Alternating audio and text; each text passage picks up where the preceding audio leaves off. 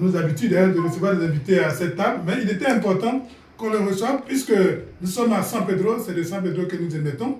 Et San Pedro, c'est, j'allais dire, la région qui produit le cacao. C'est le premier port de cacao au monde. Et depuis quelques années, il organise un festival à travers la Côte d'Ivoire. Il était à San Pedro, je crois que c'était en 2022. Ensuite, il s'est retrouvé à Beauville, si je crois bien. Dans Beauville, il est parti à Boisseau. Dans Boisseau, il était à Divo, si ma mémoire est bonne. Et puis de Divo, bon, il va me corriger si je suis en erreur. Et puis, pour la dernière édition, il était à Daloa. Lui, c'est qui? Lui, c'est Constant Guéhi, j'allais dire, le maître d'œuvre du festival du cacao. Bonjour Constant, comment il va? Bonjour cher frère, ça va bien. La barbe a blanchi.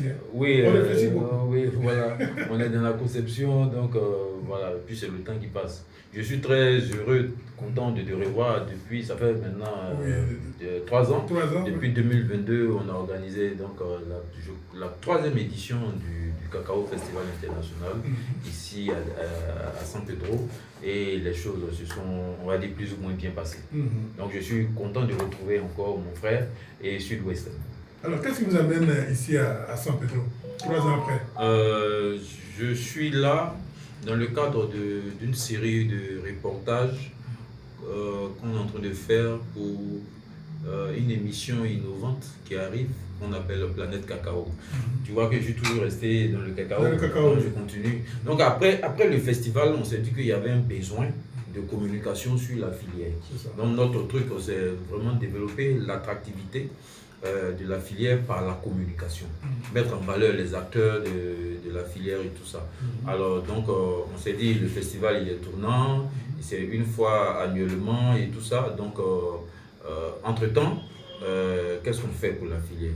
Donc on a mûri l'idée de créer donc cette émission Planète Cacao, donc qui vient vraiment combler un manque, un déficit de communication pour la filière. Hebdomadaire, mensuel? Oui, c'est un hebdomadaire. Dans Planète Cacao, justement, il y a plusieurs rubriques. Il y a le petit JT du cacao, nous faisons de l'information, du factuel. Sur le cacao, sur le cacao, sur la filière. Voilà. Après, il y a l'invité du magazine, d'une personne ressource, pour un domaine bien précis dans la chaîne des valeurs de la filière.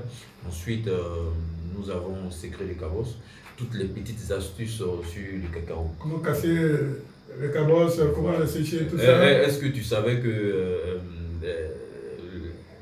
comment on va dire, la coque vide, la cabosse vide du cacao servait d'engrais?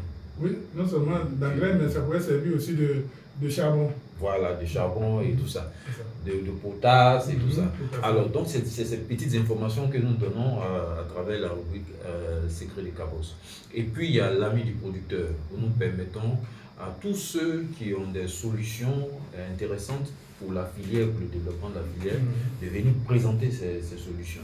Voilà, donc nous parlons avec, par exemple, des investisseurs qui financent l'économie agricole, surtout la filière. Nous parlons de ceux qui ont des solutions agricoles au niveau des intrants, des engrais, du phyto et tout ça. Donc, l'ami du producteur, c'est une rubrique dédiée à ça. Et puis, il y a Cacao Story.